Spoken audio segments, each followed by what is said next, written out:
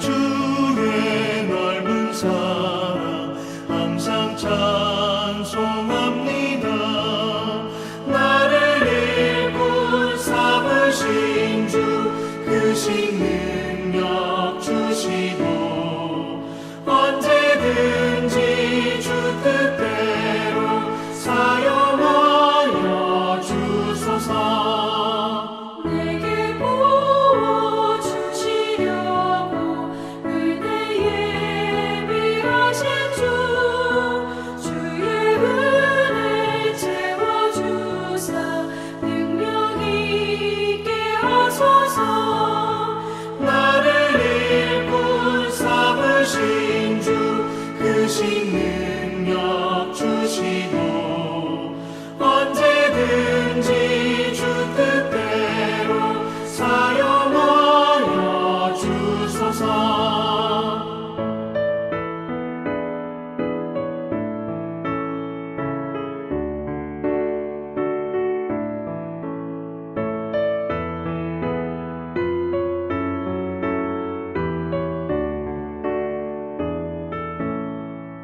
죄의 짐을 풀어주신 주의 능력 크도다. 나를 피로 사신 예수 내 맘속에 오소서. 나를 일꾼 삼으신 주 크신 능력 주시고 언제든지 주 뜻대로 사용하여 주소서. 주여 내게 성령으로 충만하게 채우사 생명수가 강물처럼 흐르게 하옵소서. 나를 일꾼 삼으신 주 크신 능력 주시고 언제든지 주 뜻대로 사용하여 주소서. 아멘.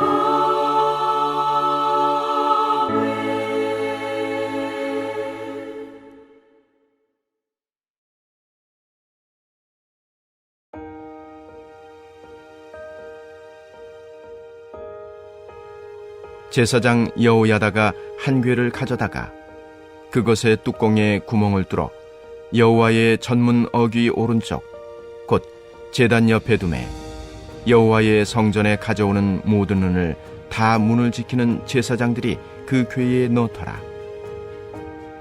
이에 그 궤 가운데 은이 많은 것을 보면 왕의 서기와 대제사장이 올라와서 여호와의 성전에 있는 대로 그 은을 계산하여 봉하고 그 달아본 은을 일하는 자 곧 여호와의 성전을 맡은 자의 손에 넘기면 그들은 또 여호와의 성전을 수리하는 목수와 건축하는 자들에게 주고 또 미장이와 석수에게 주고 또 여호와의 성전 파손한 데를 수리할 제목과 다듬은 돌을 사게 하며 그 성전을 수리할 모든 물건을 위하여 쓰게 하였으되 여호와의 성전에 드린 그 은으로 그 성전의 은대접이나 불집게나 주발이나 나팔이나 아무 금그릇이나 은그릇도 만들지 아니하고 그 은을 일하는 자에게 주어 그것으로 여호와의 성전을 수리하게 하였으며 또 그 은을 받아 일꾼에게 주는 사람들과 회개하지 아니하였으니 이는 그들이 성실히 일을 하였음이라. 속건제의 은과 속죄제의 은은 여호와의 성전에 드리지 아니하고 제사장에게 돌렸더라. 그때에 아람 왕 하사엘이 올라와서 가드를 쳐서 점령하고 예루살렘을 향하여 올라오고자 하므로 유다의 왕 요아스가 그의 조상들 유다 왕 여호사밧과 여호람과 아하시아가 구별하여 드린 모든 성물과 자기가 구별하여 드린 성물과 여호와의 성전 곳간과 왕궁에 있는 금을 다 가져다가 아람 왕 하사엘에게 보냈더니 하사엘이 예루살렘에서 떠나갔더라. 요아스의 남은 사적과 그가 행한 모든 일은 유다 왕 역대지략에 기록되지 아니하였느냐. 요아스의 신복들이 일어나 반역하여 실라로 내려가는 길가에 밀로궁에서 그를 죽였고, 그를 쳐서 죽인 신복은 시므아스의 아들 요사갈과 소멜의 아들 여호사바드였더라. 그는 다윗성에 그의 조상들과 함께 장사되고 그의 아들 아마샤가 그를 대신하여 왕이 되니라. 할렐루야, 우리와 함께 하신 하나님을 찬양합니다. 오늘 우리가 함께 나누고자 하는 열왕기하 12장의 말씀의 주제는 지속 가능한 믿음입니다. 지속 가능한 믿음이란 무엇일까요? 먼저 지속 가능하다라는 말은 처음과 끝이 다르지 않다라고 생각할 수 있습니다.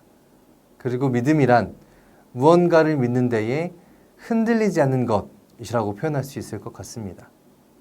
그러니까 지속 가능한 믿음이란 처음과 끝이 다르지 않는, 흔들리지 않는 믿음이라고 해석할 수 있는데요. 이 문장을 한 단어로 축약한다면 무엇일까요? 그것은 바로 신실함입니다. 네, 지속 가능한 믿음이란 신실한 믿음을 말하는 것입니다. 곧 신실한 믿음, 하나님을 끝까지 의지하는 믿음이 바로 지속 가능한 믿음이지요. 여러분은 신실한 믿음을 견지하고 계시는지요? 우리가 생각하기에 신실한 믿음이라 하면 처음에 그 열정, 그 뜨거움이 계속되고 있는가를 생각하곤 합니다. 그러나 신실함은 처음의 뜨거움이 지금까지 계속되고 있는가 하는 것에 초점이 맞추어져서는 안 됩니다. 하나님을 처음 만났을 때의 그 경험, 하나님의 감동이 있었을 때의 그 순간들은 특별한 것이겠지만 그것이 신실함의 기준이 된다면 여기 있는 우리 모두는 아주 차디찬 시체와 같은 신앙으로 판단되고 말 것입니다. 그보다 신실함이란 뜨거움의 경험이 오래도록 계속되고 있다는 것이 아니라 오히려 차갑고 거친 삶 속에서 무던히 견뎌내고 있는 믿음으로 평가되어야 할 것입니다. 곧 신실함이란 하나님을 놓았느냐 놓지 않았느냐로 판단될 것이지요. 그래서 여러분께 한 번 더 묻고 싶습니다. 여러분은 하나님을 놓으셨습니까? 여전히 붙잡고 계십니까? 네, 지금 여러분은 아주 신실한 믿음의 소유자이십니다. 오늘 본문의 요아스 왕은 신실한 사람이었을까요? 그런 사람이었다면 아마 이 열왕기하에서 등장하지 않았을 것입니다. 요아스는 처음과 끝이 매우 다른 사람으로 기록되어 우리에게 전해 내려오고 있습니다. 요아스 왕은 일을 매우 잘하는 왕이었습니다. 그에게 과업으로 던져진 성전 보수에 대해서 그는 아주 성공적인 결과를 만들었습니다. 헌금에 대하여 개혁을 실행하고 그로 인해 그 헌금으로 성전을 보수할 수 있었습니다. 하나님께 바쳐진 헌금을 다른 곳에 쓰게 하지 않고 오직 성전을 복구하는 비용으로만 쓰게 만들었던 것이지요. 그래서 일하는 사람도 정당한 노동에 정당한 보수를 받았으니 더욱 성전 보수에 힘을 썼을 것입니다. 또 그를 관리 감독하는 사람들에게도 정당한 보수가 지급되니 성전 보수가 더 원활히 진행되었을 것이고요. 요아스 왕의 이러한 개혁이 아니었다면 그 혼란하고 어두운 시대에 심지어 제사장들과 레위인마저 이 과업을 손놓아버린 상황에 어느 누구에게도 성전 보수란 아주 어려운 불가능한 일이었을 것입니다. 그러나 그러한 시대와 상황 속에 요아스 왕은 아주 일을 잘하는 사람이었습니다. 물론 그의 곁에는 여호야다 예언자가 있었습니다. 그의 가르침을 받고 그를 통해 말씀하시는 하나님의 뜻을 따라 요아스 왕은 행한 것이지요.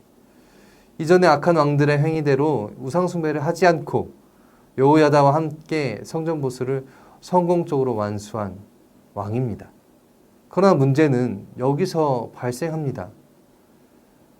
성전 보수로 인해 하나님께 인정받았고 또 신앙의 귀한 열매를 맺은 요아스 왕이었지만 그의 믿음의 경주에 새로운 변수가 생긴 것이지요. 바로 여호야다 예언자가 죽은 것입니다. 제가 이렇게 물었었지요. 요아스 왕은 신실한 사람이었을까요? 답은 아니다 였습니다. 네, 여호야다 예언자의 죽음 이후 그의 신앙은 완전히 다르게 그리고 빠르게 변질되었습니다. 아니 어쩌면 여호야다 뒤에 계신 하나님이 무서워 신실한 척 했던 것일지도 모르겠습니다. 그러니 여호야다의 죽음이 그에게는 어떻게 느껴졌겠습니까? 여호야다의 죽음뿐만 아니라 그의 곁에서 함께 하시는 하나님도 죽었다라고 생각했던 것이지요. 왜냐? 곧 우상숭배를 시작하기 때문입니다.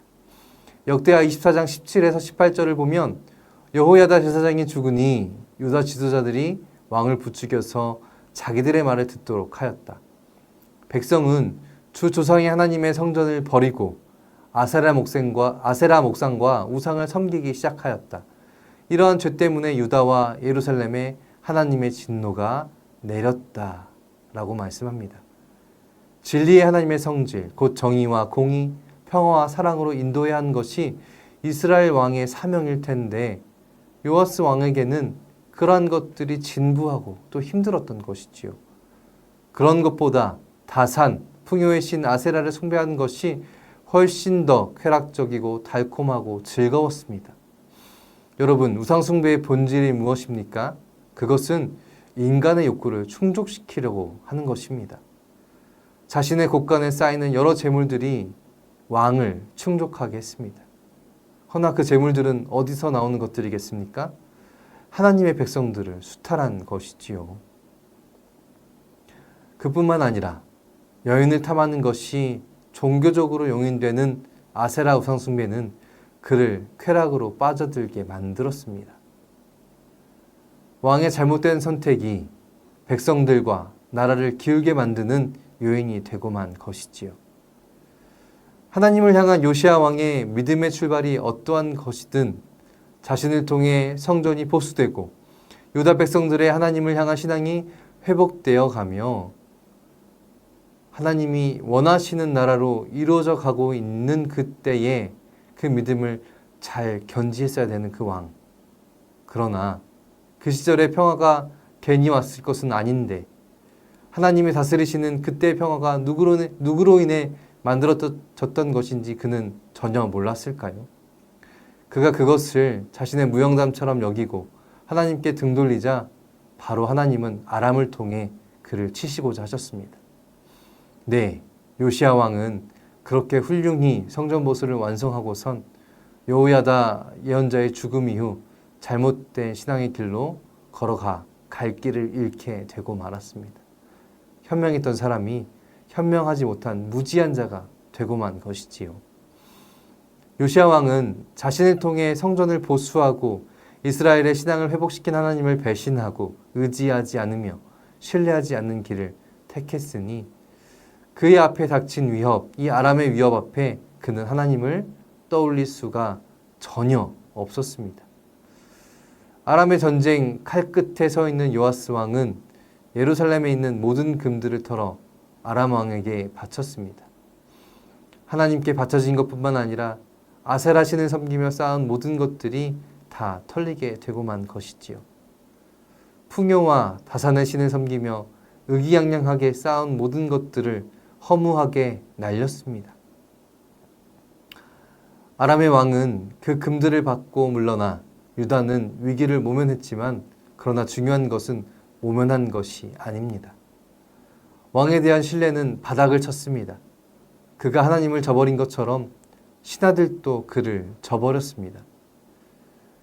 그가 하나님을 배신하고 아세라 신을 섬겼던 것처럼 그의 신하들도 그를 배신하고 다른 왕을 섬기고자 하였습니다. 요아스 왕은 그렇게 암살로 그의 인생을 마무리합니다. 신실하지 못한 믿음을 보인 사람에게 신실할 사람은 없습니다.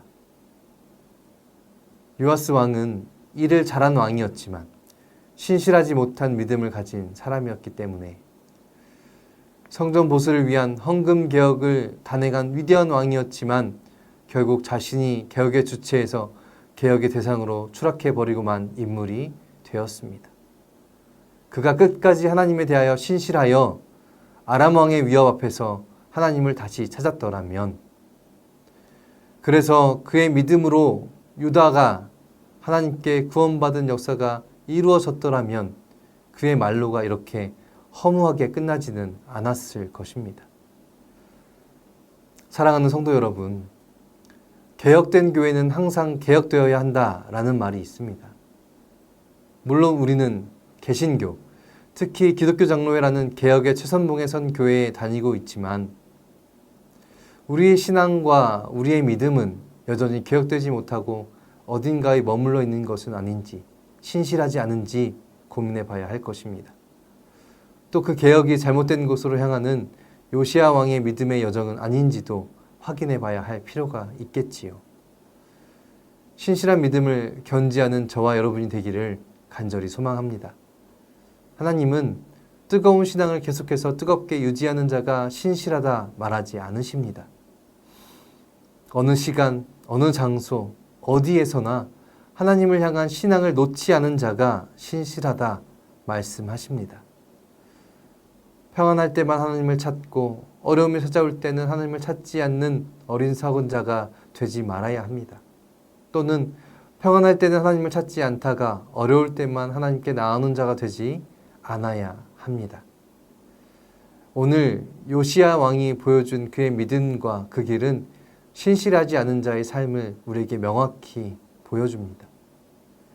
그는 성전 모수를 위해 개혁을 단행했던 것처럼 자신의 삶과 신앙도 매일 점검하며 필요할 때에는 즉시 개혁을 단행했어야 했습니다. 그러나 그는 모든 것을 중단하며 결국 우상숭배의 길로 빠져들었습니다. 우상숭배의 결말이 무엇입니까? 하나님을 사랑하지 않고 이웃을 사랑하지 않는 것입니다. 그에게 아람이라는 어려움이 찾아오자 그는 하나님을 찾지 않았습니다. 또 찾을 수 없었습니다. 그의 마음에서 하나님이 이미 떠났고 그도 하나님을 멀리했기 때문이지요. 목숨을 구걸하고자 하나님께 바쳐진 헌금에 손을 대고 자신의 모든 것조차 다 잃게 되었습니다. 그의 잘못된 선택이 유다의 많은 사람들을 가난과 전쟁의 고통으로 몰아넣었습니다. 우리 또한 우리의 삶을 매일 점검하고 개혁해야 합니다. 요시야 왕처럼 나를 이끌어준 믿음의 사람이 없어졌다는 것으로 세상 사람들처럼 살아가 결국 죽임당한 헛된 믿음의 사람이 아니라 어느 상황에서건 어느 장소에서건 신실한 하나님의 사람으로 살아내야 합니다. 그래서 언제나 하나님을 찾고 하나님의 뜻을 이루며 하나님의 함께 하심을 통해 경건히 거룩히 살아내야 할 것입니다. 그것이 우리가 성도로 불리는 유일한 이유일 것입니다. 오늘 하루 신실하게 살아내시는 저와 여러분이 되기를 소망합니다. 신앙은 쉽지만 또 신앙은 어려운 것입니다. 예수님은 말씀하셨습니다. 하나님을 사랑하고 이웃을 사랑하라. 그것이 신실하고 진실한 신앙이며 하나님의 뜻을 이루는 유일한 길이다. 하나님을 사랑했지만 하나님을 저버린 요시야 왕이 아닌 죽기까지 하나님을 사랑하고 이웃을 사랑했던 십자가의 예수님의 길을 따라가는 저와 여러분이 되시길, 그리고 오늘 하루가 되고 앞으로의 신앙 여정이 되시길 주님의 이름으로 축원합니다.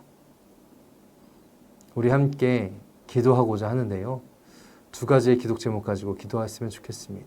첫 번째는 하나님을 끝까지 신뢰하며 저버리지 않는 신앙을 견지하길 소망합니다. 내게 평안함과 기쁨이 있을 때에도 어려움과 고난이 있을 때에도 언제나 하나님을 찾고 하나님과 동행하는 신실한 믿음의 소유자가 되길 소망합니다. 그리고 두 번째는 여름 사역이 진행되고 있습니다.